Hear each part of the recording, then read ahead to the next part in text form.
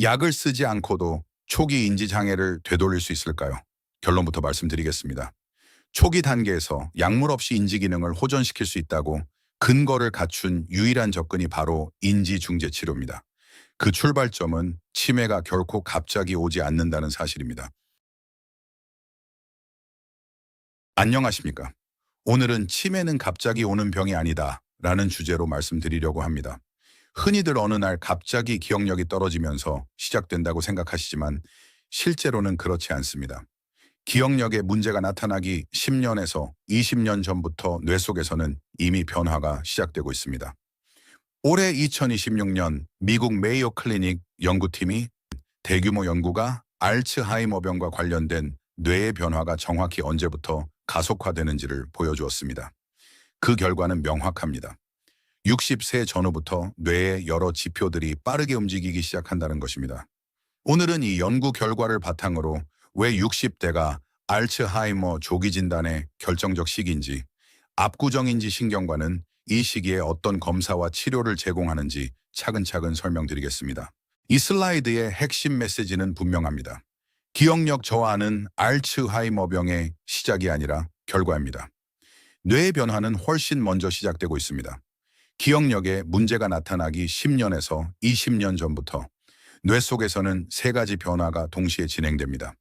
첫째, 아밀로이드 축적. 뇌 속에 베타 아밀로이드라는 단백질이 비정상적으로 응집됩니다. 둘째, 타우 단백 증가. 신경 섬유다발이 형성되고 뇌 안에 퍼져 나갑니다. 셋째, 신경세포 손상. 신경 연결이 끊어지고 뇌의 일부가 위축되기 시작합니다. 오른쪽 시간축을 보시면 변화의 순서가 보입니다. 50세 무렵 혈장 A베타42/40 비율이 감소하기 시작하고 60세 전후 아밀로이드 PET가 가속화되며 전반적 인지에도 미세한 변화가 시작됩니다. 68세에서 70세 사이 타우 단백, GFAP, 해마 위축, 신경 손상 마커들이 동시다발적으로 가속화됩니다. 그리고 75세에서 80세에 이르러서야 비로소 기억력 저하가 임상적으로 드러나 진단을 받게 됩니다. 여기서 핵심은 이것입니다. 이 시기를 놓치면, 즉 임상 증상이 명확해진 이후에 진단을 받으면 치료가 아닌 관리 단계로 넘어가게 됩니다. 그래서 조기 진단이 중요합니다. 이제 그 근거가 되는 연구를 소개하겠습니다. 후와 동료들이 2026년 알츠하이머스 앤드 덴티움에 발표한 브레이크 포인트 인 알츠하이머스 디지즈 바이오마커스 논문입니다.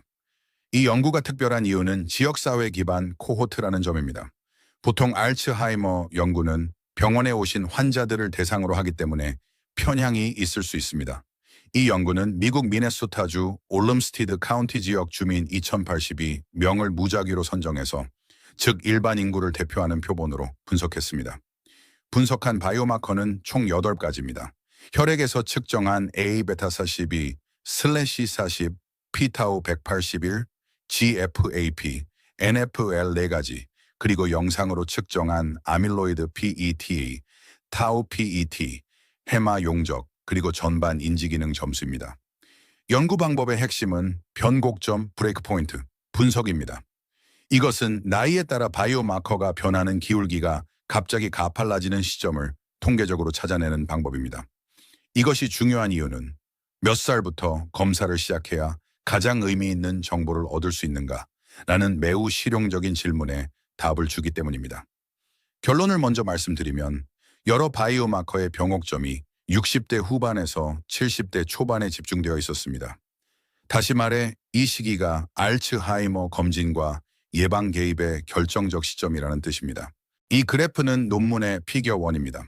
가로축은 나이, 세로축은 각 바이오마커의 값이고 각 점은 한 명의 참여자입니다. 왼쪽 열은 부드러운 곡선으로 그린지 AM 모델이고, 오른쪽 열은 병옥점을 적용한 모델로 꺾이는 지점이 바로 변화가 가속화되는 시점입니다. 위에서부터 차례로 보시겠습니다. 빨간색 GFAP, 신경교세포 활성도, 즉 뇌의 만성 염증 지표인데 60세 후반에서 갑자기 가팔라집니다. 초록색 NFL, 신경세포 손상의 직접 표지인데 70세 무렵 급격히 상승합니다. 파란색 P타우 181, 타우 단백의 인산화 형태, 알츠하이머의 핵심 병리 지표인데 역시 60대 후반에서 가속됩니다. 검은색 아밀로이드 PET, 뇌 속 아밀로이드 침착이 60세 전후부터 빠르게 늘기 시작합니다. 가장 아래쪽을 보시면 해마의 용적이 60대 후반부터 감소 속도가 빨라지고 전반 인지기능 점수도 마찬가지로 60세 무렵부터 하향 곡선이 가팔라집니다. 주목하실 점은 GFAP, NFL, P타우 181, 해마 용적이 네 지표가 모두 60대 후반에서 70대 초반에 동시에 기울기가 급격히 가팔라진다는 사실입니다.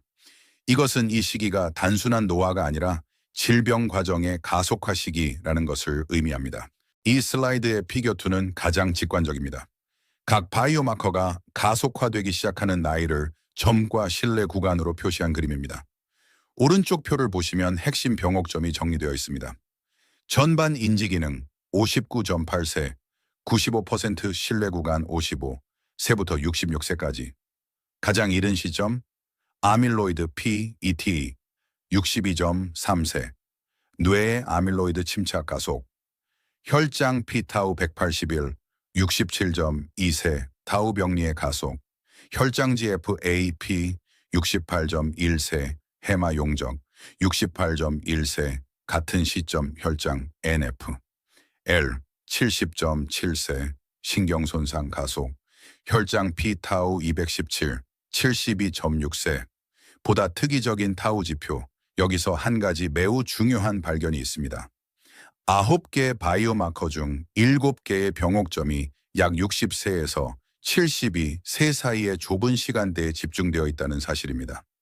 이 5년에서 10년의 짧은 시간이 바로 결정적 시기 크리티컬 윈도우입니다. 또 하나 주목할 점은 전반 인지 기능의 변곡점, 약 60세. 이 다른 모든 바이오마커보다 이르다는 것입니다. 이것이 의미하는 바는 인지 변화가 자각되기 전에도 미세한 인지 처리 효율의 변화가 이미 시작되고 있다는 것입니다. 즉 본인이 느끼지 못해도 정밀 검사로는 변화를 잡을 수 있다는 뜻입니다. 이 슬라이드는 앞서 본 모든 바이오마커의 변곡점을 하나의 시간축 위에 모은 그림입니다. 각 점이 각 바이오마커가 가속화되는 시점이고 오렌지색으로 강조된 구간이 골든타임입니다. 보시는 대로 거의 모든 점들이 60세에서 72세 사이에 빽빽이 모여 있습니다. 이 10여 년이 바로 알츠하이머병의 검진과 예방 개입의 최적 시점입니다. 이 시기에 우리 뇌에서 일어나는 일들을 정리하면 첫째 아밀로이드 침착이 임상 양성 역치를 넘어섭니다. 둘째 타우 인산화, 신경교 활성, 신경 손상 마커가 동시에 가속화됩니다. 셋째 해마 위축이 가속화 단계로 진입합니다. 이 시기에 해야 할 일은 명확합니다. 정밀 인지기능 검사로 기저선을 확인하고 혈액 바이오마커로 병리 진행 정도를 평가하며 필요하다면 아밀로이드 PET와 MRI로 정확한 단계를 판정해야 합니다. 이것은 단순한 건강검진이 아니라 한 사람의 미래 10년, 20년을 좌우할 수 있는 전략적 평가입니다. 이 시기의 가장 큰 함정은 기억력에 문제가 없다고 해서 안심하기 쉽다는 점입니다. 기억력 문제가 없어도 정상처럼 보여도 뇌는 이미 변하고 있을 수 있습니다. 이 슬라이드는 표면 아래에서 진행되는 4가지 변화를 정리한 것입니다. 첫째, 아밀로이드 침착, 아밀로이드 베타 디포지션. A베타 42/40 비율 감소와 뇌 PETR 양성화가 일어납니다. 임상 진단보다 약 17년 전부터 시작됩니다. 둘째, 타우 단백 변화, 포스포릴레이티드 타우. P타우 181, P타우 217이 증가하고 신경 섬유 다발이 형성되어 뇌 전체로 확산됩니다. 67세에서 72세 사이에 가속화됩니다. 셋째, 신경교 활성 염증, 글리알 액티베이션. GFAP라는 표지가 증가합니다. 이것은 뇌의 만성 염증 상태의 지표입니다. 약 68세에 가속화됩니다. 넷째, 신경세포 손상, 뉴로데제너레이션. NFL 증가와 해마 위축, 즉 축삭 손상의 직접 표지입니다. 68세에서 71세 사이에 가속화됩니다. 이 네 과정은 따로따로 일어나지 않습니다. 동시에 또는 순차적으로 함께 진행됩니다. 따라서 한 가지 검사만으로는 전체 그림을 그릴 수 없습니다. 다층적이고 통합적인 검사가 필요한 이유입니다. 이제 가장 중요한 메시지입니다. 치매 치료는 이미 생긴 것을 되돌리는 치료가 아닙니다. 진행을 늦추는 싸움입니다. 따라서 언제 시작하느냐가 결과를 좌우합니다. 왼쪽 빨간 박스, 늦은 진단의 경우를 보십시오. 기억력 저하가 명확히 나타난 뒤에 병원을 찾으시면 이미 신경세포 손실이 상당히 진행되어 있고 해마 위축도 임상적으로 명확합니다. 더 큰 문제는 새로운 치료제, 예를 들어 레카네맙 같은 항체 치료의 적응증 범위를 벗어날 가능성이 있다는 점입니다. 이미 치료보다는 관리 중심의 단계로 넘어간 상태이고 환자와 가족의 삶의 질에도 큰 영향을 줍니다. 반면 오른쪽 청록색 박스, 조기 진단의 경우입니다. 60대 후반에서 70대 초의 골든타임의 검사를 받으면 첫째, 신경세포가 비교적 보존된 상태이고 둘째, 레카네맙, 도나네맙 같은 항체 치료의 적응증 범위 안에 있습니다. 셋째, 고혈압, 당뇨, 수면, 운동, 청력 등 위험인자 조절을 통한 예방적 개입이 가능합니다. 넷째, 회복 가능한 회로 자원의 보존과 강화를 도모할 수 있습니다. 결과적으로 환자가 자립적으로 일상 기능을 유지하는 기간이 연장됩니다. 다시 말해, 조기 진단과 늦은 진단의 차이는 치료 옵션의 차이이자 삶의 질의 차이입니다. 그리고 이 차이는 5년에서 10년의 짧은 시간 안에서 결정됩니다. 그렇다면 압구정인지 신경과는 어떻게 이 정밀 진단을 구현할까요? 단순한 기억력 검사가 아닙니다. 원인 기반의 정밀 진단으로 지금 뇌의 상태를 정확히 확인합니다. 첫째, 알자뷰 아밀로이드 P, ETCT. 뇌 속에 침착된 아밀로이드를 직접 시각화하는 검사로 알츠하이머병의 핵심 병리를 진단 시점에 정확히 확인합니다. 둘째, SNSB 정밀 인지기능 검사. 한국형 신경심리평가의 표준 검사로 기억, 언어, 집행기능, 시공간 인지 등 여러 영역을 다층적으로 측정합니다. 단일 점수로 통과/실패를 판정하는 방식이 아니라 어떤 인지 영역이 약하고 어떤 영역이 보존되어 있는지를 정밀하게 보여줍니다. 셋째, MRI 플러스 뇌노화 AI 분석. 고해상도 구조 MRI를 AI 기반 뇌노화, 정량화 기술과 결합합니다. 해마 위축의 정도, 백질 변화, 뇌의 나이를 정량화하여 동년배와 비교한 상대적 위치를 확인합니다. 넷째, 혈액 기반 치매 바이오마커, GFAP, NFL, 피타우 등 최신 혈액 바이오마커로 뇌 병리의 활성도를 비침습적으로 평가합니다. 반을 한 번으로 뇌의 상태를 추적할 수 있는 시대가 열렸습니다. 이 네 가지 검사를 통합하면 단순한 치매 위험도가 아니라 환자별로 어떤 병리 과정이 어느 정도 진행되었는지를 입체적으로 파악할 수 있습니다. 그 결과를 바탕으로 가장 적절한 치료 전략을 결정합니다. 마지막으로 압구정인지 신경과의 차별점 4가지를 말씀드리겠습니다. 첫째, 세브란스 신경과 교수 출신 전문의가 진료합니다. 대학병원 교수로서 축적한 신경과학 전문성을 바탕으로 정확한 진단과 치료를 제공합니다. 기초의학 지식과 임상 경험을 모두 갖춘 전문의가 직접 상담부터 치료까지 일관되게 운영합니다. 둘째, 최신 치매 바이오마커 기반 진단을 시행합니다. 혈액 영상 인지 검사를 통합한 다층 평가로 알츠하이머병의 생물학적 단계를 정확히 판정합니다. 증상 기반이 아니라 병리 기반으로 진단합니다. 셋째, 레카네맙 등 항체 치료를 적용합니다.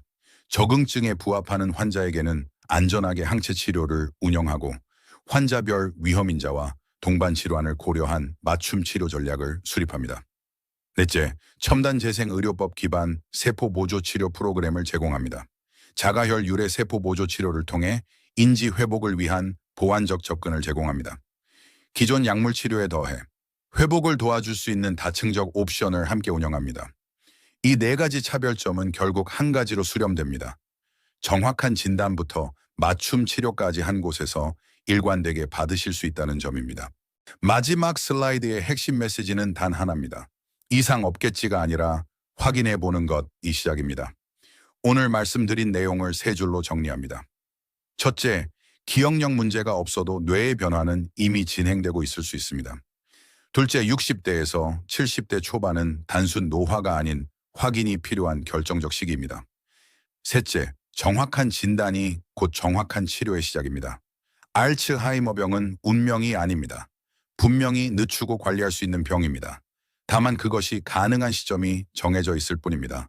그 시점이 바로 60대에서 70대 초반의 골든타임입니다.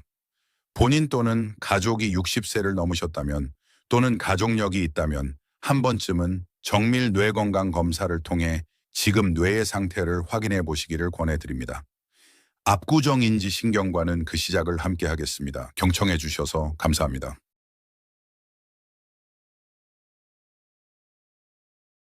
안녕하세요. 압구정인지 신경과 의원 김경환 원장입니다. 오늘은 경도인지장애 환자분들께 약물 없이도 인지 기능을 유지하고 향상시킬 수 있는 비약물 치료 방법, 인지중재 치료에 대해 말씀드리겠습니다. 이 내용은 제가 연세대학교 의과대학 신경과학교실 재직 당시 연구팀과 함께 직접 수행하여 2022년 저널 오브 코리안 제니어트릭 사이키아트리에 발표한 임상 연구를 바탕으로 정리한 것입니다. 오늘 말씀드릴 내용의 근거가 되는 논문은 경도인지장애 환자를 위한 인지중재 치료 프로그램 개발, 예비 연구입니다. 이혜건, 김가희, 조경주, 그리고 제 이름으로 발표한 연구이며 연세대학교 의과대학 신경과학교실과 세브란스병원 신경과를 기반으로 진행되었습니다.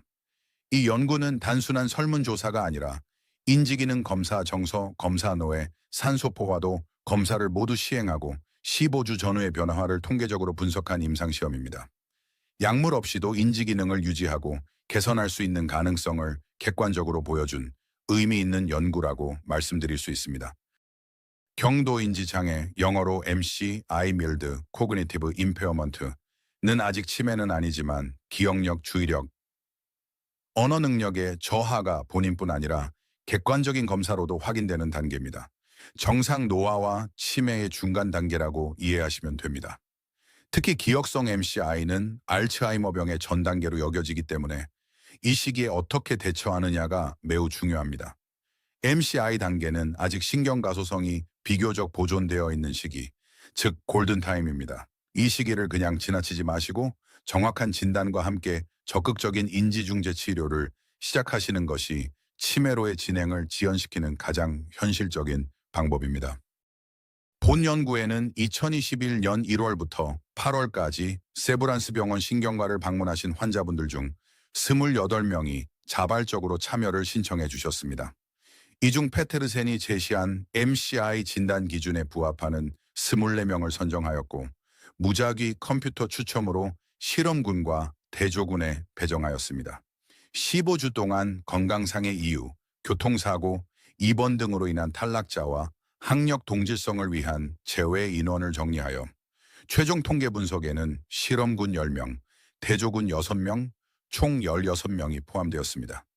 이 모든 과정은 연세대학교 의과대학 세브란스병원 기관윤리심의위원회의 승인 IRB 넘버사 대2020-1-309을 받아 진행하였습니다. 실험군에는 매주 1회 1시간씩 총 15주 동안 인지중재치료 프로그램을 시행하였고 대조군에는 평소처럼 일상생활을 유지하시도록 안내하였습니다. 평가는 한국판 간이정신상태검사 KMMSE, 임상치매평가, 척도시 DR, 전반적 퇴화척도 GDS, 주관적 기억장애 척도 S, MCQ, 노인 우울척도 S, GTS, 삶의 질 척도 QOLAT, 그리고 기능적 근저고외선, 분광법 FNI, RS까지 인지정서뇌의 활성도 세 측면을 모두 평가하였습니다. 본 연구에서 개발한 인지중재 치료 프로그램은 약물 없이 뇌의 인지 네트워크를 자극하고 훈련하는 비약물 치료입니다. DSMO에서 제시한 6가지 신경인지 영역, 즉 사회인지력, 주의집중력, 시공간 능력, 기억력, 실행기능, 언어력을 각 회기에 통합적으로 포함하여 구성하였습니다. 프로그램은 난이도에 따라 3단계로 나뉘어 있습니다. 1단계 인지 재활은 일상 기능을 최대한 활용하도록 돕는 단계. 2단계 인지 자극은 광범위한 인지 영역을 자극하는 단계. 3단계 인지 훈련은 특정 인지 영역을 집중적으로 훈련하는 단계입니다. 각 단계마다 5회기, 총 15회기로 구성됩니다. 1단계 인지 재활은 인지적 어려움이 있는 상황에서도 환자분께 남아있는 기능을 최대한 활용할 수 있도록 돕는 단계입니다. 실수나 불편감을 완화시키고 일상생활에 잘 적응하실 수 있도록 반복 학습 형식으로 진행합니다. 주요 활동으로는 매 회기 첫 활동인 자기소개를 통해 사회 인지력을 점검하고 눈 운동과 사탕 찾기로 주의 집중력을 자극합니다. 우리 동네, 우리 집 그리기로 시공간 능력을 확인하고 듣고 쓰고 말하기로 즉각 기억 폭을 점검합니다. 또 단어 찾기와 동작 퀴즈를 통해 언어 능력과 흥미를 함께 끌어올립니다. 오른쪽 그림은 실제 워크북 중 3회기 듣스말 시간 페이지입니다. 들려주는 단어를 잘 듣고 쓰면서 기억하고 말하면서 다시 한번 기억하는 청각시각 운동 영역을 모두 자극하는 구성으로 만들어져 있습니다. 이 단계 인지 자극은 광범위한 인지 활동을 촉진하는 단계입니다. 생각, 집중, 기억과 같은 정신 활동을 폭넓게 유도하는 활동들로 구성되어 있습니다.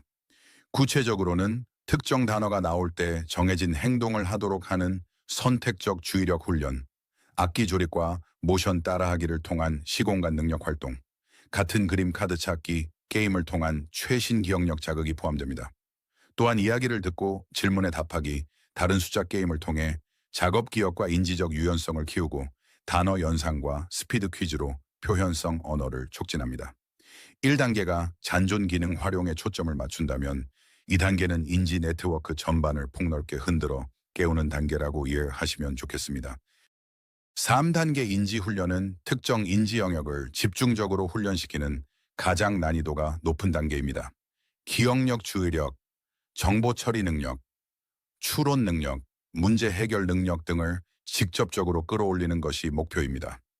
두 가지 활동을 동시에 하는 분할주의 훈련, 부채 만들기와 손체조 따라하기로 지각운동 협응력을 훈련하고 옛 노래와 지난 세월을 회상하며 의미적 자천적 초장기 기억을 끌어올립니다.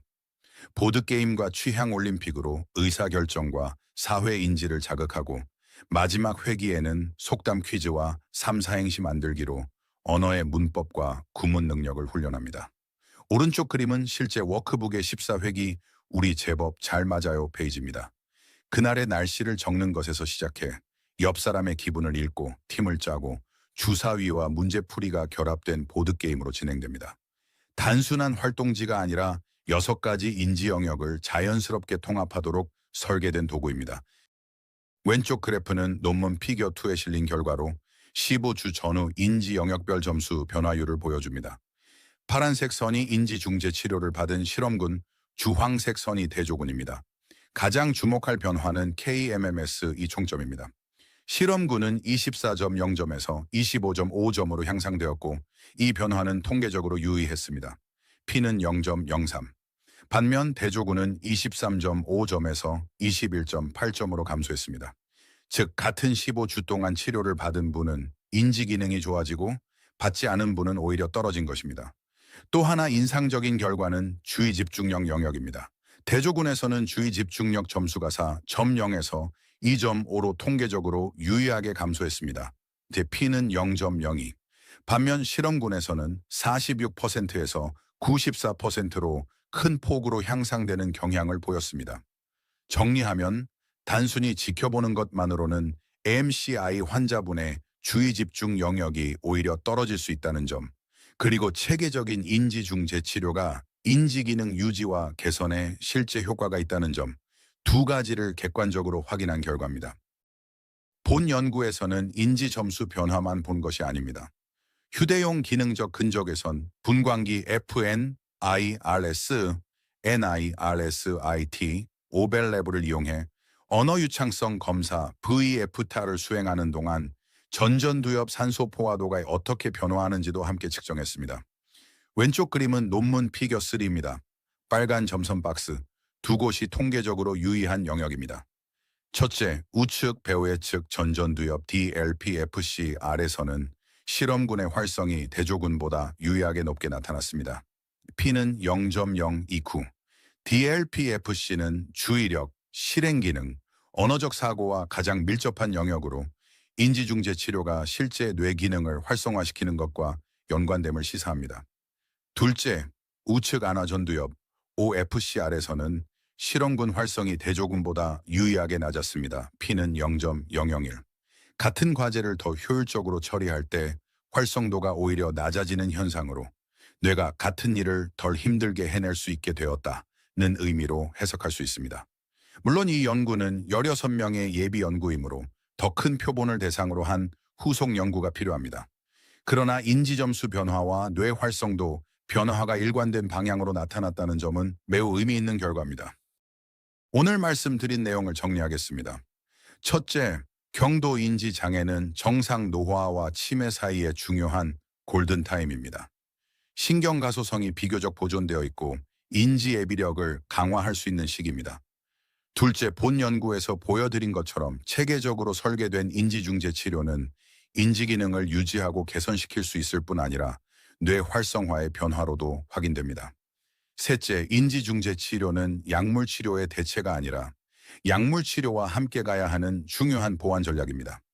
약물 치료의 한계가 분명한 MCI 단계에서 비약물 치료는 더 큰 가치를 가집니다. 기억력이 예전 같지 않다고 느끼셨다면 단순히 나이 들어서 그런 것으로 넘기지 마시기 바랍니다. 정확한 진단과 적극적인 인지중재 치료로 뇌 건강의 시계를 늦출 수 있습니다. 압구정인지신경과에서 함께하겠습니다. 감사합니다.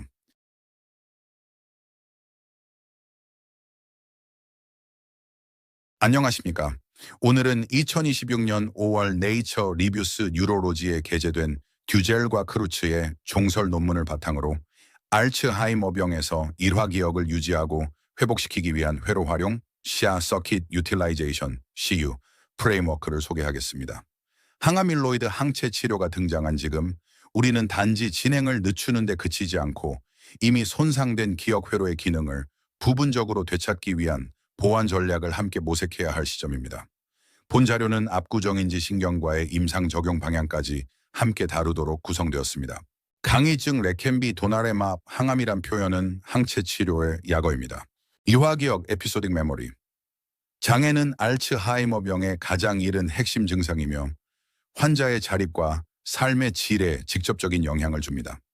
도나네맙, 레카네맙과 같은 항아밀로이드 항체 치료가 인지 저하 진행을 늦추는 것으로 입증되었지만 이는 어디까지나 질병 진행을 늦추는 것일 뿐 손상된 기억 자체를 되돌려주지는 못합니다.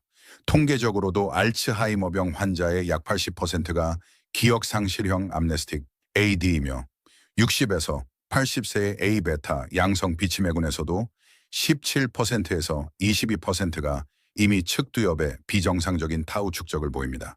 즉, 임상적으로 정상으로 보이는 시기에도 회로 차원의 변화는 진행 중이라는 뜻입니다. 이런 배경에서 저자들은 회로 활용 프레임워크를 제안합니다.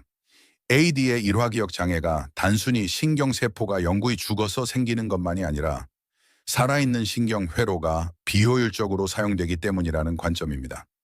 이 비효율은 회복이 가능합니다. 따라서 항가밀로이드 치료 진행 억제와 회로 기반 재활 기능 회복을 병행하는 전략을 제시합니다. 일화기억의 핵심 수렴부는 해마 형성체입니다. 여기에는 치아이랑 TG, CA1, CA3, CA2 아구역, 해마지지부, 후각뇌피질, EC2 포함됩니다. 후각뇌피질은 무엇, what, 경로와 어디, where, 경로의 감각 정보를 해마로 전달하는 관문 역할을 합니다. 오른쪽 모식도를 보시면 시각피질, 측두엽, 후내량 팽대피질, 두정엽, 전전두엽의 입력이 모두 후각뇌피질로 모이고 거기서 관통로 퍼포란트 패스웨이를 통해 해마의 각 아구역으로 분배됩니다. 두 가지 경로가 있는데 간접 경로는 DG 화살표 시 A3 화살표 시 A1 순으로 흐르고 직접 경로 템포로 암모닉은 EC에서 곧장 시 A1로 갑니다. 각 아구역의 역할이 다릅니다. DG, 패턴 분리, 비슷한 경험을 구분 CA3, 패턴 완성, 자가연합 회로로 단서로부터 회상 CA2, 사회기억 CA1, 신규성 탐지와 통합, 그리고 해마의 출력은 해마지 지부, 뇌궁 포닉스, 유두체, 전시상핵을 거쳐 다시 피질로 돌아가 피질 재활성화, 리인스테이먼트를 일으킵니다. 또한 큰 루프 재순환, 빅 루프 리커런스, 은 해마와 피질 사이를 다시 도는 회로로 서로 다른 일화를 통합하는 데 핵심적입니다. 회로 단위의 기억 과정이 손상되면 특이적인 임상 증상으로 나타납니다. 6가지 핵심을 보시겠습니다. 1. 유사 사건 구분 실패, TG, CA3, 패턴 분리.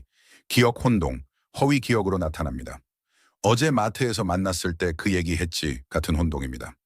2. 단서 기반 회상 실패, C. A3 패턴 완성. 회상이 안 되고 머리가 백지가 된다고 호소합니다. 3. 일화간 통합 실패, 큰 루프 재순환. 통찰력 결여, 맥락 추론이 어려워집니다. 4. 신규성 탐지 결손, C. A1 도파민계. 주의가 둔해지거나 반대로 친숙한 환경에서 불안을 느낍니다. 해마 과활성 때문에 익숙한 곳이 새롭게 느껴지기 때문입니다. 5. 사건 경계 추적 실패, 후방 해마. 이야기의 흐름을 못 따라가고 영화 드라마의 맥락을 놓칩니다. 6. 공간 사물 통합 실패, 격자세포. 길찾기 장애, 경로 통합 결손이 나타납니다. 임상평가가 이렇게 회로 단위로 세분화되면 어느 영역이 먼저 무너지고 있는지를 추론할 수 있고 표적 개입이 가능해집니다. 이 그림이 본 논문의 핵심 모식도입니다. 세 가지 원인이 회로의 비효율적 사용을 만듭니다. 첫째, 시냅스 기능 이상, 과활성, 저활성, 네트워크 재조직. 둘째, 부적응 가소성, 인지적 편향, 거짓 패턴 완성, 맥락 분리 실패. 셋째, 낮은 적응 가소성, 뇌 비축과 인지 비축이 부족한 상태 이들이 모여 가운데 회로 자원의 비효율적 사용 상태를 만들고 바로 이 부분이 기능 회복이 가능한 영역입니다. 신경 변성처럼 영구적으로 잃어버린 부분이 아니라 되찾을 수 있는 부분이라는 점이 핵심입니다. 오른쪽이 그에 대한 개입 전략입니다. 비침습 뇌자극, 인지 개입, 약물 개입, 적응 가소성 강화. 이 네 축을 병렬적이고 다차원적으로 함께 가동해야 한다는 것이 저자들의 주장입니다. 알츠하이머병은 신경세포가 죽기 전에 시냅스 기능부터 무너지는 시냅스병, 시냅토패시입니다. 그런데 흥미로운 것은 시냅스 기능 이상이 과활성과 저활성이라는 정반대 양상으로 동시에 또는 순차적으로 나타난다는 점입니다. 과활성은 주로 A베타 병리와 관련됩니다. 가용성 A베타 올리고머가 글루타메이트 재흡수를 억제하면 주변 글루타메이트 농도가 올라가고 시냅스 외 NMDA 수용체가 비정상적으로 활성화됩니다. 이로 인해 인지 저하가 시작되기 이전 또는 시작 시점에 해마가 과활성 상태에 빠집니다.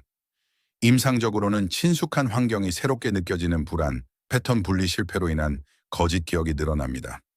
치료 표적으로는 저용량 레비티라세탐 SVEA 조절제, 이 가장 유망한데 HOP24MC-I 임상시험에서 APO, 이에타사 비보유자에서 EC 위축과 인지저하 속도를 늦추는 결과를 보였습니다. 반대로 저활성은 주로 과인산화, 타우 축적과 관련됩니다. 시냅스 기능이 저하되고 NMDARC AE 플러스 신호가 억제되어 장기 증강 LTP 이 손상됩니다. 임상적으로는 해마의 신규성 반응이 감소하고 MTL과 내측 전두엽 사이의 기능적 연결성도 떨어집니다. 치료 표적은 흥분성 비침습 뇌자극 TFUS, TMS이나 시냅스 가소성 복원 약물, 그리고 A베타 단량체 제거가 거론됩니다. 두 상태를 회로멸로 구분하여 동시에 다른 방향으로 개입해야 한다는 점이 본 프레임워크의 차별점입니다. 일화 기억은 단순한 기록이 아니라 구성적이고 재구성적인 과정입니다. AD에서는 사전 지식이나 스키마에 의존한 패턴 완성 편향이 강해져 오히려 환자의 일상에 문제를 일으키는 세 가지 양상이 나타납니다. 첫째, 거짓 기억과 거짓 패턴 완성. MTL의 기능 이상과 패턴 완성 편향이 결합되어 세부 정보를 잘못 기억하는 빈도가 늘어납니다.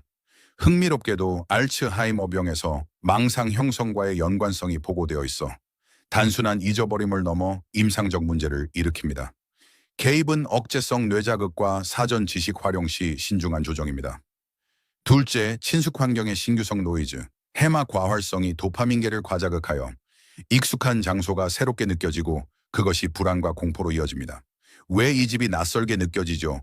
하는 환자의 호소가 여기에 해당합니다. 해마 억제 자극, 명상 이완 훈련, SVEA 조절제가 도움이 될 수 있습니다. 셋째, 맥락 사건 분리 실패. 사건 경계 처리가 안 되어 서로 다른 일화 간 간섭이 일어나고 일관된 이야기를 구성할 수 없게 됩니다. MTL과 후뇌량 팽대 영역의 억제 자극, 그리고 외부 단서 보조가 개입 방향입니다. 같은 정도의 AD 병리를 가진 사람들 사이에서도 인지 저하 속도는 크게 다릅니다. 그 차이를 만드는 것이 바로 비축 리저브입니다. 비축은 두 종류로 구분됩니다. 뇌 비축 브레인 리저브은 신경 자본으로 보유하고 있는 뉴런과 시냅스의 양적 자본입니다. 근거가 흥미로운데 A 베타 양성이지만 인지가 정상인 노인들은 더 큰 CA1 용적을 갖고 있었고 80세 20대에서 30대의 기억력을 보유한 슈퍼 에이저스는 이시 2층 신경세포의 체부 크기가 크고 신경 섬유다발 NFTI이 적었습니다. 강화 전략은 명확합니다. 유산소 운동이 노인의 해마 용적을 늘리고 신경 발생을 자극한다는 것이 입증되어 있습니다.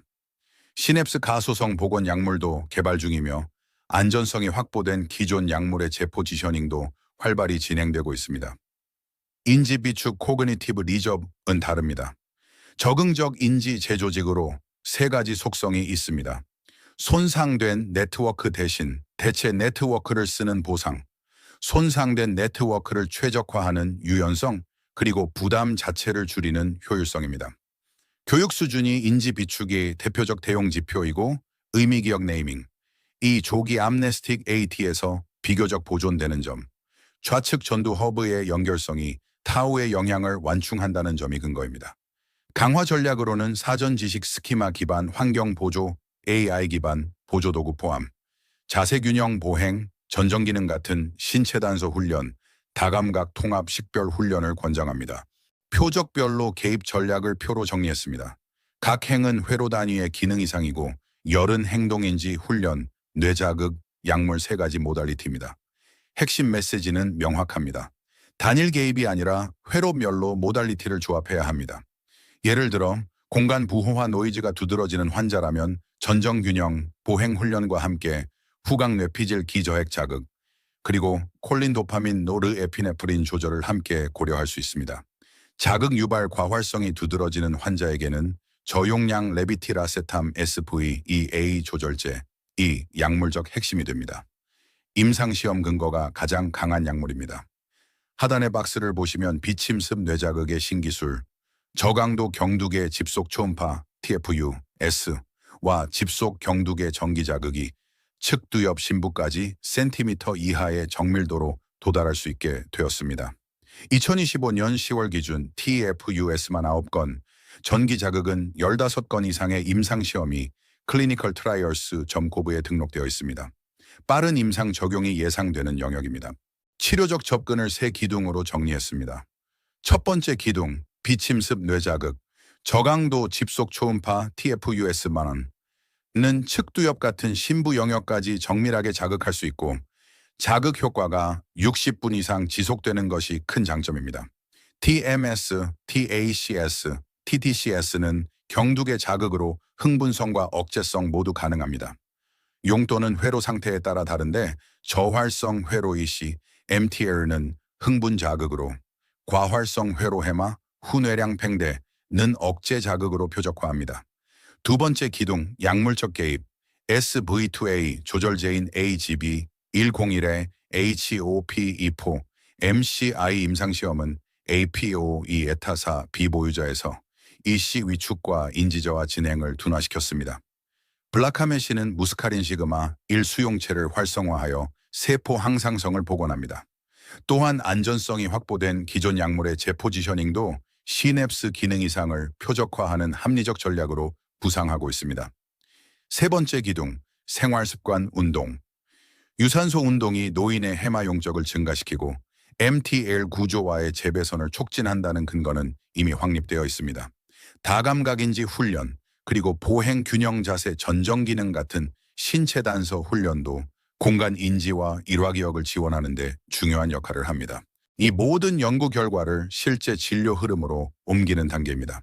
압구정 인지신경과에서는 회로 활용 프레임워크의 임상 통합을 다음 4단계로 구현할 수 있습니다. 01. 회로 단위 평가, 기존 신경심리 검사를 넘어 패턴 분리 완성 검사, 경로 통합 평가, 사물 장면 변별 분리 평가, 그리고 타우웨이 베타 바이오마커를 함께 봅니다. 02. 표적 식별, 평가 결과를 토대로 과활성 회로와 저활성 회로를 구분하고 비축의 잠재력을 평가하며 부적응, 편향, 거짓 기억 경향이나 동반 병리를 확인합니다. 03.